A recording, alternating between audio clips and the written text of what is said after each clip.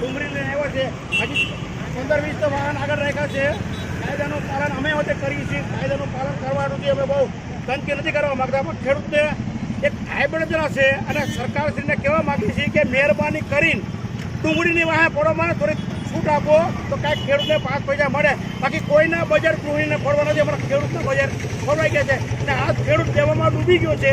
અને પછી ખેડૂત આત્મવિલોપન છે અને કાલની તારીખમાં આનો નિકાલ કાંઈ પણ નહીં આવે તો અમે 25 ખેડૂતો આત્મવિલોપનની ચીમકી આપીએ છીએ.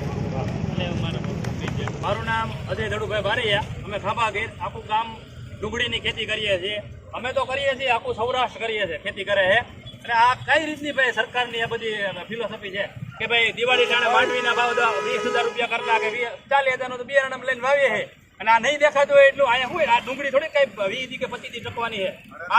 ખાલી 8 દીનો મામલો છે ખાલી કે ભાઈ 8 દીમાં ડુંગળી કોટા કાઢી અને બધા ખેડૂતને મરવાની હાલત થાય એવી છે. અને મને વિચાર એનો આવે છે કે ભાઈ જે આગેવાનો મોટા મોટા લઈને બેઠા છે, જેને આવે એના ધંધા લઈને કરે એને 100 વીઘાની ડુંગળી છે, જેને કઈ નહીં પડી હોય ત્યાં મરી જાય. 5 રૂપિયા કોઈને આપતા નથી, પણ સરકાર આ ખિસ્સામાંથી 5-5 લાખ રૂપિયા લઈ જાય અને આ ગરીબ માણસો મરી જાય. કેદી આ બધી સતું થાય? કેદી આનું કોઈ નથી? ખેડૂતનો દીકરાઓ બેતા નથી થયો કે ગામમાં જઈને બજારમાં જઈને એમ કે ભાઈ અમે કાયદેસર મારા મા બાપ ગામડે મરી જાય છે. આ ખેડૂતને મારી નાખવા માટે ઉતરાણ થાય સુધી કોઈ પાછા વળતા નથી. અને આમાં તો હું બસ ભાવ મળે તો ભલે, નગર ફરવાનું છે ખેડૂતને. જય જવાન, જય કિસાન, જય જવાન, જય કિસાન.